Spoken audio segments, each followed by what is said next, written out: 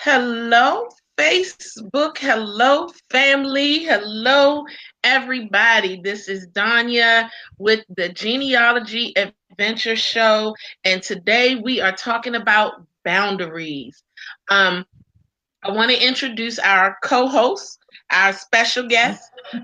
Just like Sharon was last week, you are meeting the fourth and final part of the Sheila Hightower Allen DNA Memorial team. So it's me and Brian, Hi, Sarah, everyone. not Hi, Sarah, I'm sorry, everyone. Sharon, and finally Loretta Bellamy. Say hi. Hi. Okay, so Brian, let's give it over to you, and so we can talk about what boundaries we're doing. Oh, no, this is you. Remember, you're introducing this week.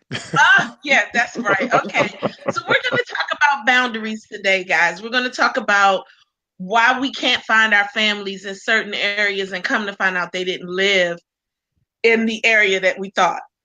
Basically, for example, I know of one of my white relatives, William Yeldale. He lived in the Edgefield area, and in living in the Edgefield area, he actually never moved from his house. But there's a newspaper clipping that unfortunately I could not find, but it actually showed that he had um, lived in three different areas of Edgefield without moving. That was because of the postal lines changing. That was because of just all of those things happening and going on. Um, but so that's what we're going to be talking about today. This was an idea that came through Loretta, and we are really going to sit and we're going to discuss. So we're going to discuss boundaries. We're going to give you some places that you can check and see how you can find your families and all of those things. So, Brian. Well, the one of the examples I was going to use is my four times great grandfather, Lewis Matthews, who was born in Edgefield. And I remember when I was searching for him, 1870, not a problem, found him there in Edgefield. But all of a sudden, when I was trying to find his family in 1880, I found a census return for a Lewis Matthews, born in South Carolina. The year was more or less correct. I think it might have been about 2 years out. Same name for a wife. Most of his kids were there. There were a couple of more kids. But I was really confused because all of a sudden what I was seeing was a census record for a place called McCormick. And I'm like, no, it's not Edgefield. And this was pretty early on when I was just learning how to research. So I didn't think it was him until I did a little bit more work about Edgefield County in South Carolina, realized how parts of it had been kind of cannibalized to form other counties, one of which was McCormick. So, funnily enough, the 1880 census that I was looking for Lewis Matthews, born 1825 or 6, in McCormick, was actually him. Um, but it took me about a good kind of 6 months to realize that that was part of his story. So if I hadn't have realized how the boundaries had changed, how parts of one county got cannibalized to form other counties, I wouldn't have been able to pick up that trail. So, Loretta, how about you? What is your example of something like that happening?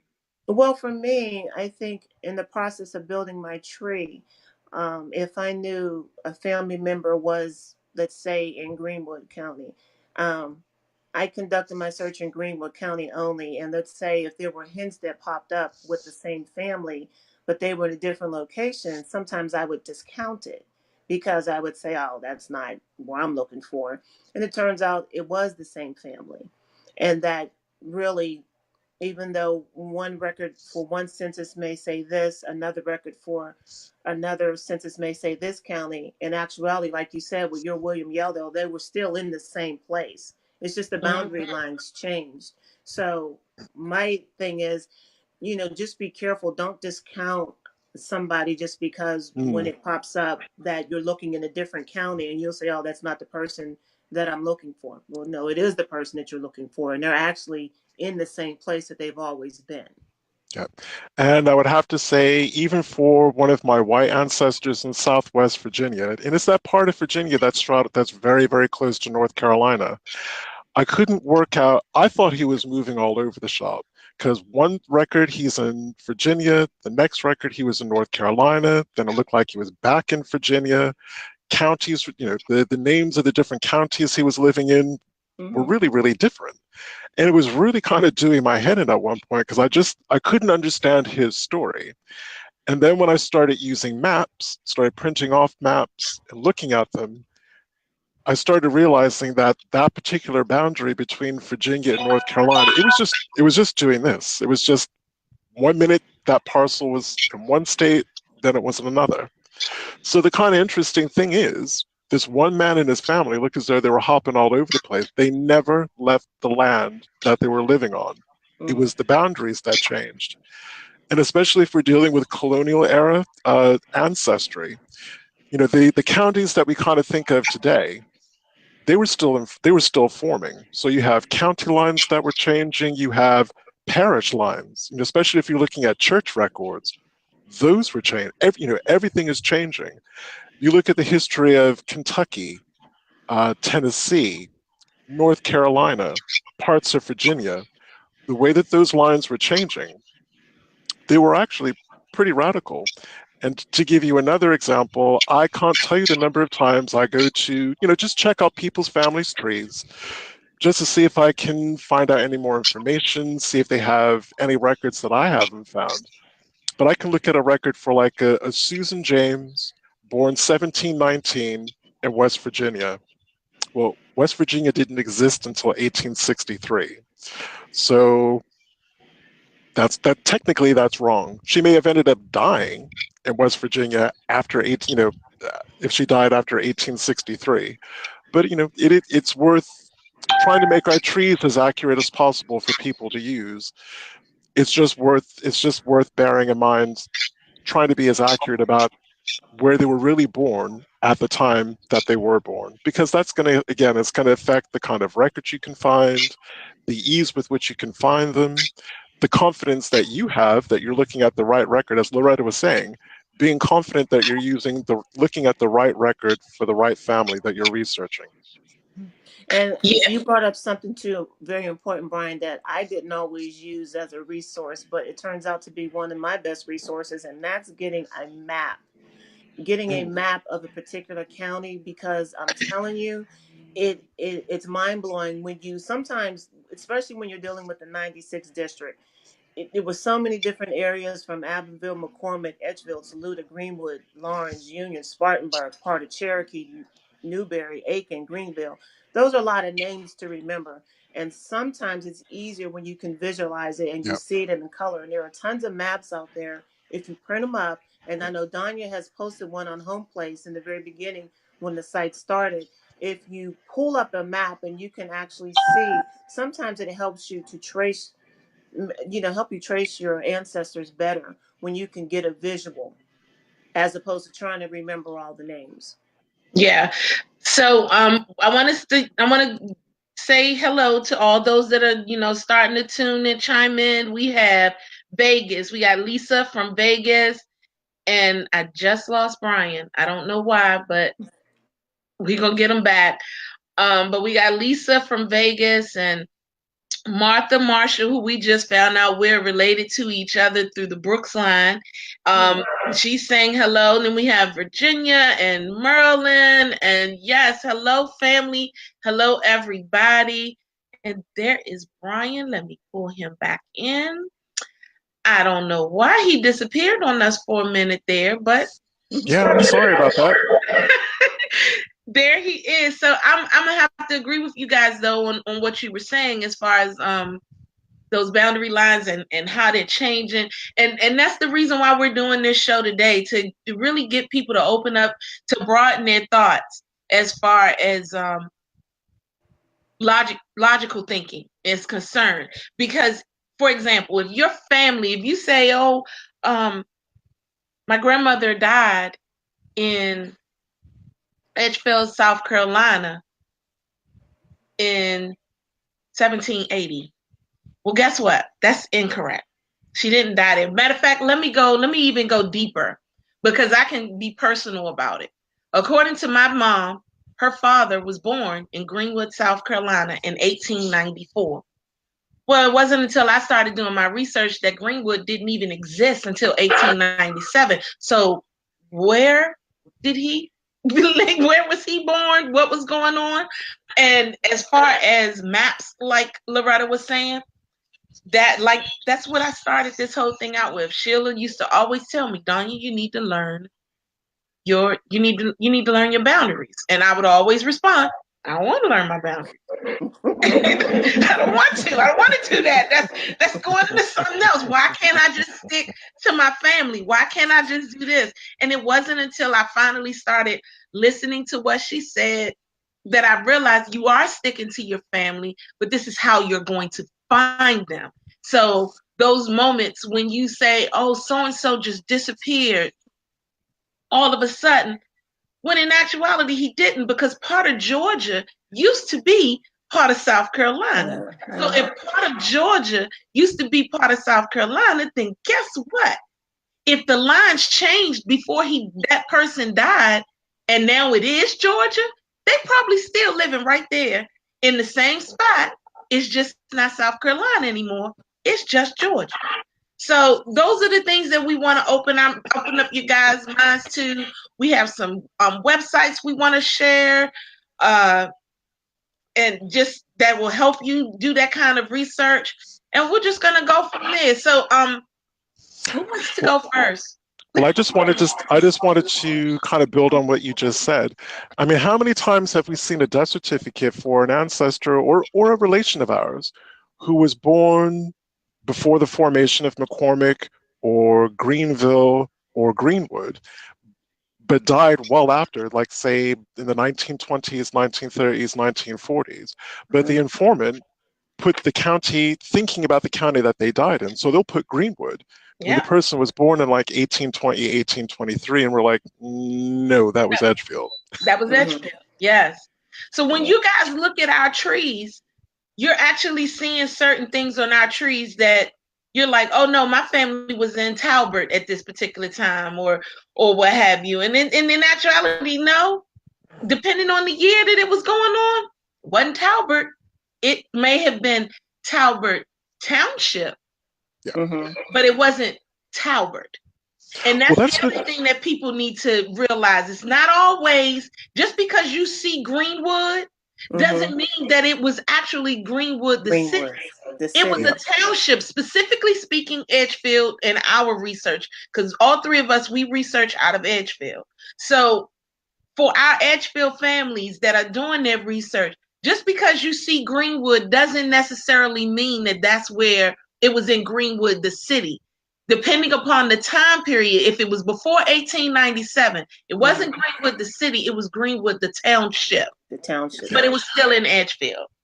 And that is I can't think of anything that's comparable to that in Virginia, but that is the complicated thing about South Carolina and in the old 96 in particular, because you did have a part of Edgefield County that was called Greenwood. But as Donya was saying, that was a township. And that tripped me up for the longest time, thinking, wait a minute, oh, okay, so you formed an entire county out of it. At first, I thought they formed a county out of a town, and I knew that just didn't make any sense. But they took that portion of Edgefield, kind of cribbed other parts of surrounding counties, and then made Greenwood. That's Greenwood right. County. Yeah. Just like something else that tripped me up was not realizing that a lot of colonial era county names or district names don't even exist anymore. That's like right. Before we started the show, I was speaking to Loretta and Donya just to kind of get a sense of their working practice, and using as an example Barkley County, which doesn't even exist. I'm not even sure if there's a Barkley Township anymore, but I kept seeing all these colonial references to a county that just didn't exist anymore. So when it comes to putting that information in my tree, to remind myself more than anything else, I will put that someone either lived for a period of time in Barkley, but then I will put in parentheses or a comma, now known as whatever name has replaced that now defunct name. And again, if any of you are doing genealogy in North Carolina and Virginia, Tennessee and Kentucky, you know this pain, because there are county names that don't exist anymore, boundaries have changed all over the place. But again, it can affect the ease with which we can find the records that we need for, genealogical proof and our research. So it's always worth Absolutely. bearing in mind. And I Well, with would recommend starting that, I mean, for us who are already in it, but for those who are new to genealogy and just getting into the research, before you research another name or click on another leaf, stop and take the time to learn the boundaries. It'll make a Mm. profound effect on your future search. We had to learn the hard way. We know now. But for you guys that are just newbies to it, like I said, before you do any more research, stop and just take a couple days, weeks, and just really go over the boundaries. And I'm telling you, it'll make a lot of difference in the results that you get, and you won't be going around in circles. And ex- especially if your family is anything like our family, and you have different family groups, all contemporaries of each other living in the same time period, all using the same names, Hmm. both right. themselves and for their kids. So understanding exactly where they were living, how those boundaries changed, how the names changed, will give you more confidence that you really are looking at the right record for the right family. Hmm. Exactly. So with Brian bringing up the talking about Berkeley County, let me introduce a link to you guys. Um, this link is called The Evolution of South Carolina, and I will definitely put the link in the comments. What it gives you everything that you need to know from South Carolina's beginning to where it is today. And basically, if you look at it originally back in 1710, South Carolina itself, well, or the Carolinas as a whole, it was one big thing. But by 1729, it broke up into 4 judicial districts. Berkeley was one of them. That's that middle one right there. Um, and I hope you can see me moving the arrow because it's kind of hard to see the whole thing. But Berkeley County was in the middle. But if you notice, right on the end was Granville County, and it was that county that covered every inch of the areas that our families now come from. DNA is proving this. This is why we're doing the DNA thing project. But as you scroll down, by 1769, it turned into this. I want to make sure it's doing this. Yes, it's doing it. Okay. Um, it turned into this, and it was 7 judicial districts. This one right here is the 96th district. This is us. All of these different things. What you see in white used to be something else, and then it turned into Pendleton. So this is Oconee, this is Pickens, and then those areas then turned into Pendleton. And this is Abbeville. But Abbeville at one point had parts of Greenwood and McCormick that was carved from it. These are where these things came from. So this site, which is an awesome site, I'm getting ready to put it in the comments right now. This is one of the best places that I've come across this that really allows me to know where our families were at certain times. So I just put that particular comment up, and let me remove this. Well, actually, while you're doing that, Deborah Cross has a really good question. I'm running into people, um, Winges, I believe, if I'm pronouncing that correctly, born in Edgefield, South Carolina, and Augusta, Georgia. Also, Augusta is listed in Richmond County and Columbia County. So how do I sort this out? Well, I'm going to repeat what Loretta mentioned and something that I touched on.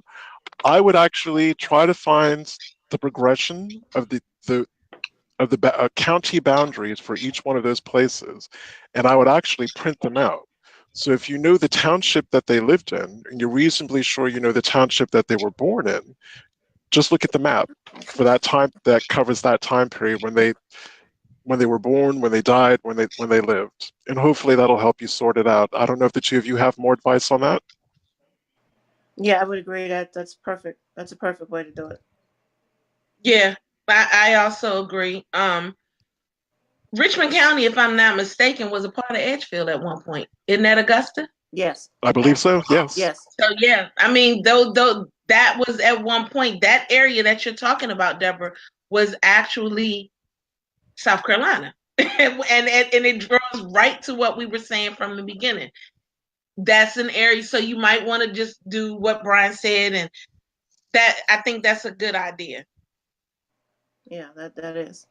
But don't, like I said, the one of the mistakes that a lot of people make is, granted, when we say 96th district and we're talking Edgefield, when you're doing your search on Ancestry, don't be afraid to type in specific areas like McCormick, like Greenville, like Aiken. Sometimes your results will come out better. Just don't assume that because you type in Edgefield that what you're looking for is going to pop up. Sometimes it won't. Sometimes you have to narrow it down, that Ancestry is not going to always pick up, you know, who you're talking about, especially when you're doing with a name like William Holloway. I mean, there's just too many of them. True. There's just Absolutely. too Goodness many of gracious. them. Yeah. So if you know your ancestor was in a specific area, don't be afraid to type in that area: McCormick, South Carolina; Edgefield, South Carolina; Aiken. Use whatever county that you feel is necessary. Just don't generalize it and put Edgefield, because you'll be searching for it ever. Or, as well, Ancestry has that little kind of neat feature. You've got that sliding bar that allows you to be exact or kind of exact, roughly, sort of, kind of. Mm-hmm. So I wouldn't.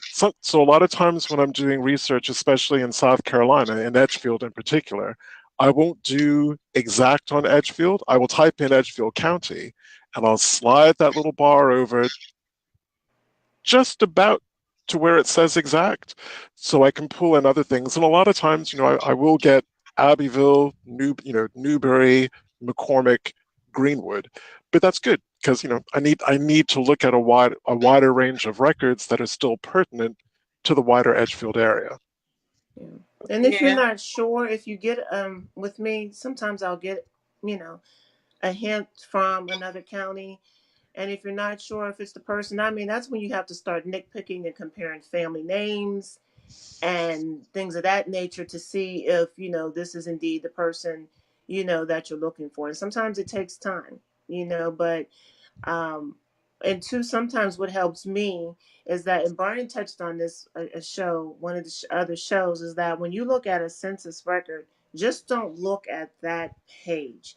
Go Mm, to some pages before, go to some pages after, because 9 times out of 10, family usually sticks together. And where you'll find one, you'll find another. So when definitely you early family. Yeah, so when you can't find a particular person, if you found somebody in let's say 1900, but you can't locate them in 1910, go back to the 1900 census and see who was living. Find a neighbor or somebody and search that person. See if that person, where they show up in 1910, and then by a process of elimination, you can find out if they're still neighbors or not. So you just have to be, sometimes you gotta just be a little diligent with your search and just say, "Oh, I can't find them in 1910," because if they were there in 1900 and they're not there in 1910, and then they're there in 1920, then they were there in 1910 too. Mm-hmm. Mhm. It's just that, in my case, I found a lot of relatives where, for some reason, let's say they moved in with an in-law, and it turns out that since the in-law was the head of household, that everybody was listed under the in-law's name. So you have to be, just little things like that you have to be really, mindful of when you're doing your research. Oh, I can't find them. They're there. If they were there here and they were there, they're there somewhere in the middle. Chances are Yeah. they are. You just have to be, you got to be a little bit patient, and put on your thinking cap, and, like Brian and Donya always say, think outside the box. Mhm. So, Loretta, you have a site that you wanted to talk about, and I'm getting ready to put it up. You tell Yes. me which way to go, and I will direct it. I'm gonna put it on solo, but you can still see it when I put it on solo, right? Let me see. Well, I was just going to quickly say hello, Texas, hello, Chicago, hello, New York City, and hello, Augusta, Georgia. We're getting people from Yes, everywhere today. Hey, hello yes, yes. everybody. Can All you right. still can you see it? I can see it, but it's small. But I'm gonna pull it up on my computer. Um, this new site that I found the other day that I'm just absolutely in love with. I mean, it's just like having a newborn baby. It's like giving birth. I'm so excited. It's called. It is. It's called CSI Dixie, and don't even ask me how I found it because I'll be honest with you, I can't tell you. I was researching something else. This popped up and I says, "Oh, let me see what this is." And I opened it up and I was like, what a treasure trove of information. I've actually found some of our enslaved family members on there. And what it is, it's a website that was created and it gives the deaths of slaves as well as free men and women, and it's very detailed. They have coroner's inquest. They have witness records. They tell you how the person died, whether it was by murder, whether it was by hanging, whether it was by suicide, whether it was by accident, whether it was by a train, whether it was by drowning. It's very, very detailed and very graphic. Mm. Very graphic in the sense that some of the stuff like you don't want to see, like mothers killing kids.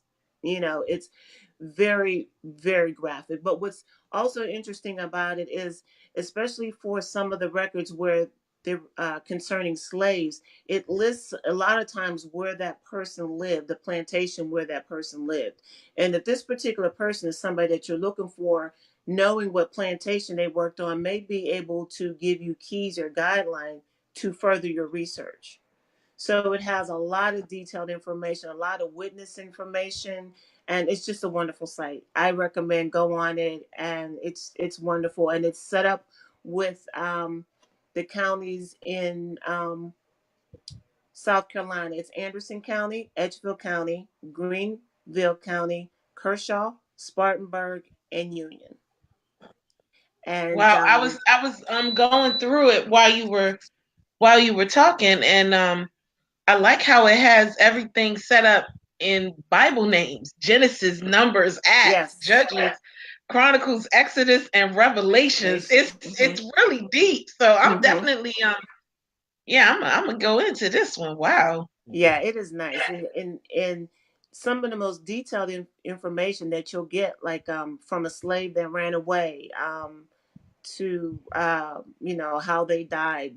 It's like I said, it's almost like being you could. It almost feels like you're being there, like you're part of the jury, because the way they have the record set up, you can read the coroner's inquest and you can read the testimonies of everybody who was involved, the people who were there, the witnesses. And for a lot of them who couldn't read or write, they put their mark, they put the X, his mark, her mark, and this is their testimony of what happened. And you have a range of any type of crime that you could think of. Slave, slave killing slave, slave master killing slave, wife killing husband, husband killing wife, mother killing kid, friend killing friend. There's some KKK stuff in there with hangings, and like I said, it's very detailed. So one other thing that I wanted to touch on is, because I know we spent a lot of time talking about South Carolina in particular and the kind of colonial era, but it's also worth remembering, the Deep South, Texas, the Midwest in particular. These weren't fully formed states, which means that they didn't have fully formed boundaries and territories in the early parts of their history. They came in, they came in as territories. So again, boundaries are going to change. Names of counties, names of parishes, names of everything is going to radically change from the time that they were territories until the time that they were formally introduced into the Union as a state. And I guess I have a question for anyone who's from Louisiana. Louisiana is probably one of those states that I know the least about in this regard. I know it started off as a Spanish-held territory, then it became Mm-hmm. French, then it became Mm-hmm. part of the United States. Mm-hmm. I would imagine, and because it really does predate the settlement of the eastern part of the United States. I would assume and I would imagine that the changes in, again, names of counties and parishes and post office districts and all the rest of it had to have changed pretty radically.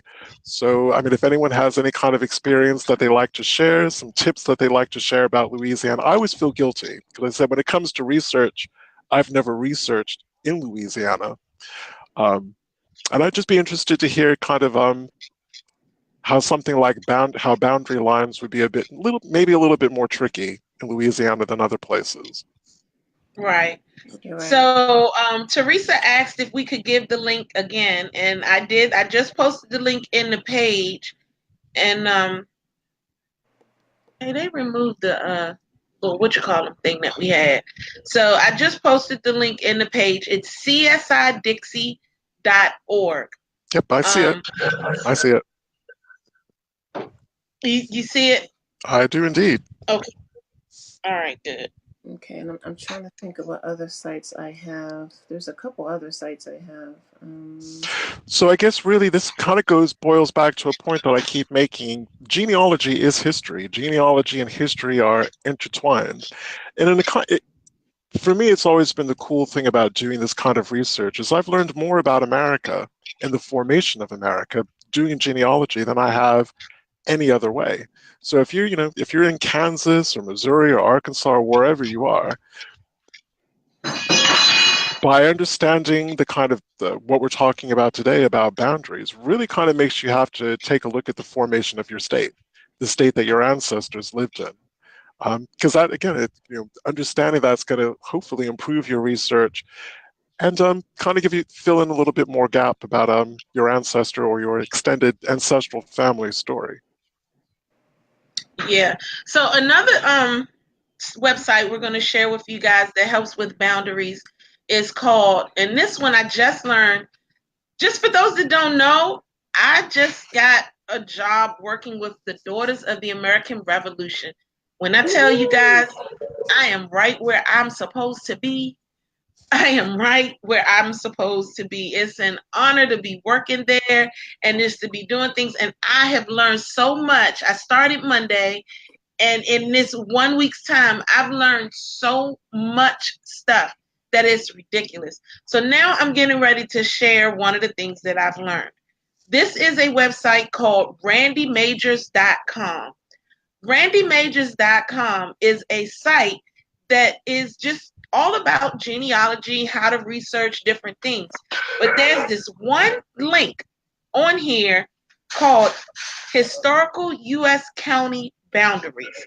This particular link, and I'm going to it now, I hope you can see it, but this particular link allows you to type in the city that your family may have lived in, and then the year that you feel they were living in it. This is so awesome. So basically, what I'm saying is what Deborah was saying, that she had issues with Richmond County and all that other stuff. And I don't know why this is taking so long to open up, but I'm gonna keep talking to y'all. Where it says about Richmond County and whatever it was that she said. Basically, if she typed in the area that she felt like her family was living in, and then typed in the name, the year, it'll pull up the county that she was that was actually in existence at that time. This thing is awesome. I mean, it is unbelievably awesome. Now, there's some things about this where if you do type in a name, like let's say we typed in, I'm typing in Edgefield right now, and then I'm typing in 1780. Now, Edgefield wasn't in existence until 1785. So let's see what what it's going to say, what boundary it actually was during that time. Oh, wait, I need to put South Carolina. My bad. You have to put your city and state. So let me put Edgefield, South Carolina, then hit go. So it says shows U.S. county boundaries near Edgefield, South Carolina as of January 1780. It states down at the bottom that what does it say? Show complete county. Where is it? Oh, it will show one that it's not giving. It's just going to give me Edgefield. Oh, hey, we've got a viewer coming in from Hawaii. Hey, now. Hey. Well, the thing is that it's not going. Nothing is always perfect, but I'm telling y'all, I swear to y'all, that particular site is an awesome site because it breaks down your counties. It can help you find where your person was living and what the actual name of the county your person was living in. So it's called, again, randymajors.com. I love it, and it has helped me a lot in working at the DAR, and it's an awesome thing. It's an awesome thing. So thanks, guys. All of the congratulations coming in. Wow, Hawaii, woo. So Loretta, Deborah left a message to you. She said, Loretta, can you do it in reverse to find out more about slave owners that may lead to information about my ancestors and to possible enslaved relatives? I still can't believe that I am not finding anything other than census and names for the people my ancestors enslaved. I'm sure my people weren't sitting there through history nice and innocent. I've never heard any references about post-Civil War activities involving my later ancestors. Wow. I guess we could try to do it in reverse. I mean, I don't know who is her family. Who is she specifically? Can she tell me who she specifically wants to research? I can tell you, Deborah is out of Edgefield, and her family are Richardsons and Williams. And we don't have. She hasn't said Williams, but I know she has Richardsons, and those are the people that connect to the Williams family. But so far, she's not finding any connection as far as enslaved people are concerned or anything like that. I don't know if Deborah is actually looking at the wills and the inventory list from the wills, depending on where it is. But those are other things that you can look at. And it could very well be possible that your family did not enslave anybody. That's not anything new. I mean, it's a possible thing that your family just didn't enslave anybody. Not everybody were slave owners. Not all slave owners were white. Some were black. Absolutely. We have to understand that it's a mix of all different things that's going on in this particular time period. Our goal is to just really just search them out, find it, and connect it. Now, I think she if I can jump in for a hot minute. So one other source of information you can look for is if anyone in your family or wider family were suing each other over people's estates, especially in the slavery era. I'm going to give you an idea of something that I'm working on at the moment. There was a Quaker who lived in Virginia, and it's called the Northern Neck. He owned a plantation called Curls, which was an enormous plantation on the James River, not too far from Richmond. So he was a Quaker, and in 1772, in his will, he freed hundreds of enslaved people, hundreds of them. Now, I know that a lot of these enslaved people and their families are connected to my father's side of the family. Naturally, I wanted to try to find the list of all of the enslaved people who had been set free. Searched. Couldn't find their names anywhere. Found loads of documentation. People have written about it. Historians have written about it. Library of Virginia had written about it. Everyone. But I couldn't find any names of any specific enslaved people until I found a court case called Pleasant versus Pleasant, where some of his descendants were not happy that he was letting go a large part of their wealth. And lo and behold, there they were, an entire list. Every enslaved person, 90% of them had a rough year of birth. Some of them were grouped together in family groups. Different wills were being mentioned. Different court cases were being mentioned. but I got them all. The only way that I found that was by looking at a court case. Court cases are probably court cases like that about someone's probate or estate is one of the most probably overlooked sources of genealogical information. Not only did I get all the names of the enslaved people, I finally got all of the names of John Pleasant's children because I'd looked at family trees that were wrong, looked at lineage books that just said he married a woman called Margaret Jordan, but that was it. They actually never mentioned the kids that he had. This court case listed everything.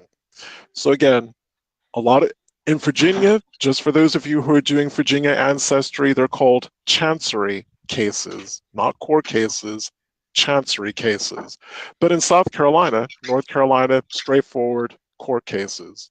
And again, a lot of like the South Carolina State Archive, they have listing of court cases. A lot of them are transcribed. North Carolina also has them.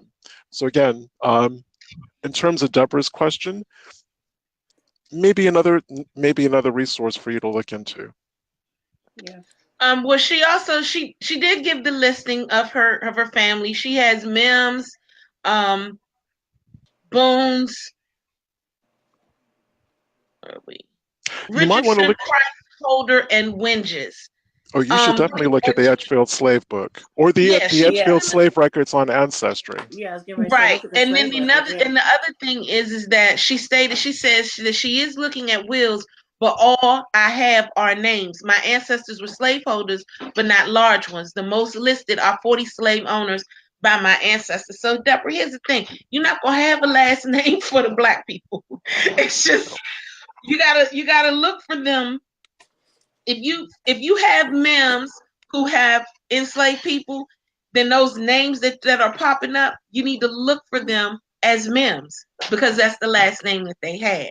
Mm-hmm. Also, you're looking at the will, but are you looking at their inventory list afterwards? Because sometimes they're not listed in the will. They're listed in their probate records, like their inventory records, what they owned, and things of that nature. So you also need to look into that stuff.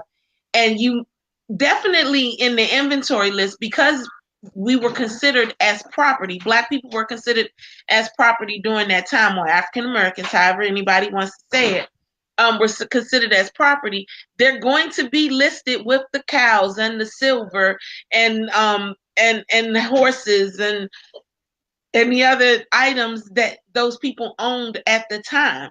So you have to look at the inventory list, not necessarily look at the will. Sometimes the will doesn't list the names. I can say for mine, in the Brooks line,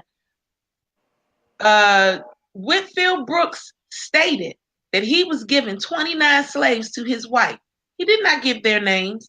He did not say who they were, and that he had to give them special gifts annually. In other words, she had to take care of them.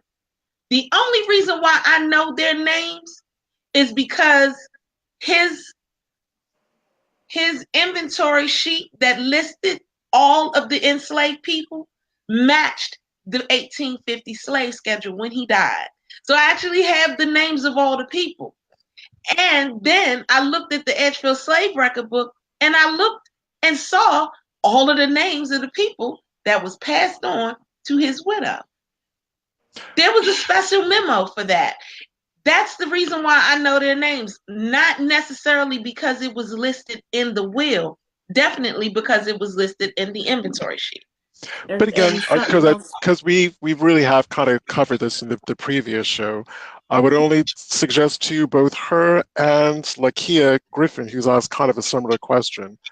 Who was living near your family? For Deborah, are there any Black Mims or mulatto Mims living near your Mims on the 1870 census? That may give you a clue. You can start mapping on that one. Lakia, the same for you. We gave so many resources in our previous show that talk about how to push beyond that 1870 census. Take a look at the land that your family was living on in 1870, and then start researching. If they didn't own the land, the chances are they were sharecropping. If they were sharecropping, they were probably sharecropping for their former owner, enslavers. Yeah. Start, and start digging into that family. But I kind of want to get this back onto boundaries, because these kind of things, we spent so much time last week, well, 2 weeks ago, the last show, kind of going over this. Yeah, and that's what we want to do, and the boundaries make a difference too, because it could be that your family moved, and when they moved their enslaved people, they moved them right along with them, but because you don't know which direction, the last place you saw them was in Edgefield, South Carolina, and then the next time you don't see them anymore, when in actuality they were probably in Georgia. Let me say this. Augusta, Georgia and Edgefield is 30 minutes away from each other. It's like Maryland and DC. It's like, any state that you can think of that have two cities right beside each other. That's what it is. And there is a North Augusta, South Carolina, and then there's North Augusta, Georgia. It's a line, Virginia Beach and Norfolk. Yep. I actually lived on that line of Virginia Beach and Norfolk, where I could put one foot in Norfolk and the other foot was in Virginia Beach, and I was there. So you gotta look at those different things. But someone asked the question, Sandra Williams Bush, girl, you related to us? She asked the question, is the previous shows available to watch? Yes, ma'am, they are. They are all available to watch from 1 to whatever number we're on right now at Genealogy Adventures on the YouTube. We do have a YouTube channel as well.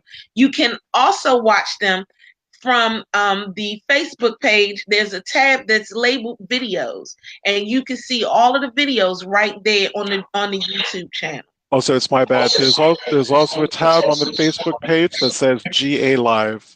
All of our videos are there. They're on the Genealogy Adventures WordPress website. YouTube, it's youtube.com/genealogy adventures. So loads of places to see them. Yes, loads of places to see them. So, go ahead, Brian. No, I wasn't going to say anything. Can you hear me? Yep, we can hear. I can hear you. Go ahead, Loretta. Okay. One quick note. What the young lady in the question that she had when you were talking about inventory, when you go through the inventory, and if you can see the name in which some things were sold to other people, sometimes that slave being sold, they will take on a new name. They will take on that new person's last name. So you're no longer looking for Mims. You're looking for a Davis, because this was sold to Mr. Davis. And we've had situations where, especially with our Suttles lines, where we have found out that a couple of them have flip-flopped between names. They were Williams, they were Suttles. They used both names. The slave owner had one name. They were brought by somebody else, and they actually used both names. So when you go through the inventory, if it clearly states who purchased that inventory, you may be checking for your ancestor under now that person's name as well. Right. Yeah. We have someone who, y'all ready? Okay, so y'all know I get a chill when I say this name, but Miss Tammy Mackey just said that I guess her family is from Aiken and Augusta, and some of her last names are tricky. She said McDowell, spelled McDowl, and then again spelled McDowell and McDoul, confused. And then she says confusing. Well, let me just say this to you, Tammy. First of all, you are definitely related to us coming out of that area. Secondly, you think the McDowell is confusing. Have you really looked at your last name, that Mackey? Because you guys come by McKee, Mackey, Mckie. It is the most annoying surname that we have ever researched, where the three of us was on the phone and they talked me off the cliff because I was ready to jump. Oh, that's if they actually kept the Mick part, because some of them are actually keys, and that's Keys and Keyes. Yes. So yeah. Yes, let's not forget that. So yeah, there were several times when they talked me off a cliff because I was going over, and from the Mackey name. But you guys, this is awesome. I'm so glad that you guys are really putting your questions out there and asking for all this stuff. And now Tammy laughing at me. I don't care, girl. That's what y'all family is. I don't care. Y'all took me on a whole nother level. Yeah, that's So because I can't get anyone else brave enough to join me in reresearching the Matthews/Mathis, Oh no. Maths, Oh and no. Matthias Nope. family. Nope. no, I'm not doing it. It's because of No. the Mackies. No. He's on his own for that one. He could call us and he'll be like, I got this going on or I got that going on. We're like, okay, well, have you tried this? But for us to sit down, all three of us on the phone and tackle it, I'm not doing it no more because I was too close to the edge from that one. I even went as far as getting on our family page and telling everybody, look, when we get this stuff done, leave that horizontal dance alone for a minute because it was too many kids and it was too many of the same names marrying each other at the same time. Exactly. Brunson, Harrison, Mackey, and Freeman. I do not like them. They blow they blow me. So no, I love them. But seriously speaking, it's a challenging family to research. Yeah, it is. It is. You really have to be patient. You really, really have to be patient. Yes. And to find, like I was saying, especially my family. I mean, I have many families of choices that when I see them, some days when I research, I'm either suicidal or homicidal. I'm not sure which one I am. But when I research that Talbert family, it literally drives me up the wall because we have present day family members who spell their name differently. And we're talking first and second cousins, come from the same grandmother, same grandfather. They will either spell it with a Tolbert or Talbert. Yep. And just for the life of me, just don't understand why. And that's where you have to be patient. You can't get angry. You can't go to the cliff like Donya does. Yeah, because I've been at the cliff a couple of times. They know. Oh goodness. But I can't say too much about the cliff because I'm like the cliff when I do the Holloways. I am literally on the edge. I have to take some type of medication or something because it's just terrible. It's terrible. Yep. But I'm going to say there's also a really good question about railway lines. So I'm going to say I haven't seen an instance where a railway line has affected the records that I can find. But there's basically Clarissa was saying that her ancestor worked for the railways. Railways actually have their own kind of death records. I'm going to try to. I found them on Ancestry. I think that there is a website. I'm going to try to find it for you. But the railways kept excellent records about all of their workers, regardless of ethnicity. And it's called the Railway Board Death Records. That's what it's called. You may very well find that a really, really useful resource to use. But I will try to find the link for you. Okay, good. So as I'm going through this, Phil from Philly Logan, he has Palmores. Yes, I connect to the Palmores. I'm familiar with them. I'm not gonna say I'm very familiar with them, but I'm familiar. Matter of fact, let me clear something up. All three of the people that you guys see up here are family. We're all related. Several times over in some instances. In most instances, several times over. We all have Palmores and we all connect to them in one way or another via marriage or by blood. Yeah, so I have them both by blood and by marriage, as a matter of fact. Then let me see, Lavinia Owens. She said, "You ready for this, Brian?" Mm-hmm.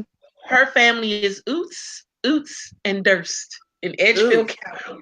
Ew. Your family, you are definitely family. Yeah. And then Philip made a comment about the Talberts. He also says he has some information about the Mathis. So you or Matthias. So you and he may want to talk. So it looks like everybody's kind of given all of those different names that they come with. You got Stephanie, who says her Borum name spells Boram, Bouram, Borum. She feels the pain. And Barbara Elam says that she says my family members spelled their name Talbert. Barbara, you do know that they are also Tolbert because that's what Loretta was talking about as far as the name changes and stuff like that. And then my beautiful cousin Jackie, she told me stop talking about her family. So and she knows, and we're laughing, and it's always out of love because it's my family too, and Well, I was going to say, the other challenge with, spelling variations are hard enough to kind of get a handle on and to keep track of. But again, when we're specifically talking, I guess, about kind of the enslaved part of our family as well, who are being moved here, there, and everywhere. A lot of time, you can get a sense of something when you're looking at a record. You're expecting to find someone in Edgefield, and then all of a sudden they're popping up in Abbeville. You are going to take a couple of hot minutes to go, is this the same family? Are these two families even related, especially if one starts calling themselves Talbert instead of Tolbert?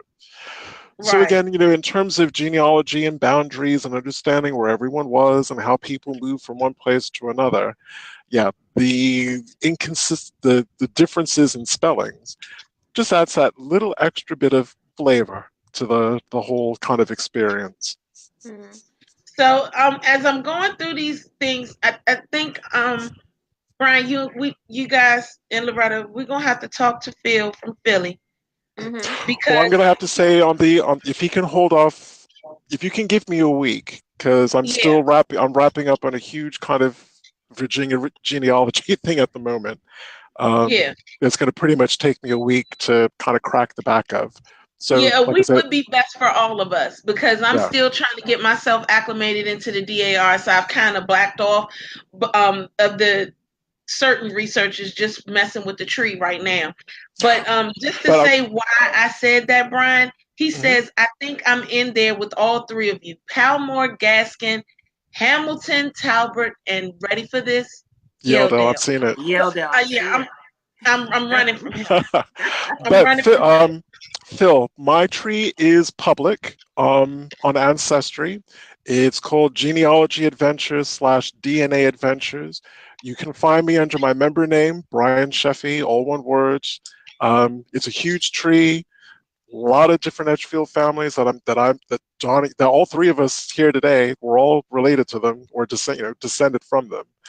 There's a heck of a lot of Matthews and Mathises in there. So if there's anyone that you spot, that family group that you recognize, like I said, if you can just give me kind of a week, but if you like to send me an instant message on Facebook or something, would love to hear from you. Yeah, he says you have the week. He's patient. I'm running from him A personally week. because he's also related. He because Barbara let him know that she saw some Palmores related to Holloways. We already know that, Mm-hmm. and you have no idea, Phil. It's over 200 surnames connected to you right now. Yeah. If you relate Mhm. to these people, you relate to way more, boy. Um, it's a whole lot. So yeah. But again, because I don't know if this has actually been touched on, but this would be a really good time to talk about it. Sometimes when we're speaking with kind of our cousins, especially newbie DNA cousins, who are like, "Well, my family was in Abbeville." Again, kind of understanding the formation of that part of South Carolina, how it all came out of the old 96, which was cribbed out of parts of even earlier, as we were saying, Barkley County. Your family is far larger than Abbeville. Your family is far larger than Newberry, Edgefield. What if that's where your family may have ended up over the last, say, 50 or 60 years. But previous to that, you have to look at that bigger picture, understand how people were moving back and forth and how those those imaginary lines kind of shaped your family's history in the movement of people from one place to another. Yes. So guys, it is 5:01. And our show has been great. Once again, without you guys, without the people viewing it, we would not be. The comments were great. The questions were awesome. Loretta, it was so great having you on the show with us. It And was. maybe Thanks one for day we having got to me. get off this, all four of us together. You know, just all four of us, just talking about research, if that's a possible thing. So yes, Loretta, thank you so much You're for being a welcome. part of the show. Absolutely. So we have a very, very special show coming up in Yes. 2 weeks' time. Not going to tell you what it is yet. We're going to do the big reveal next week. I'm so excited about this show. So excited about the special guests that we have on. Yes, yes. So yeah, it's a bit of a cheap shot, but drama, drama, drama. But yet, in all seriousness, it is going to be an awesome show. Also, yeah, and also we want to let you know that these are going to be the last two shows before we go into our little hole for about a month. Because during the month of September, Brian and I have some things that are happening that just doing the show at that point is not going to be feasible. So that's our break time. But then get ready for season 2 because we already got people lined up for season 2 and it's going to be awesome. We have some great people that are going to talk with us. We're going to be touching on in season 2. Well, we'll talk about that when we get to the end of this season. But nevertheless, yes, thank you guys so much for being a part of the show. I'm Donya. I'm Brian. And I'm Loretta. All right, you guys have a great day. See you next time. This time, next time. All right. Bye-bye. Take care. Bye bye. Bye.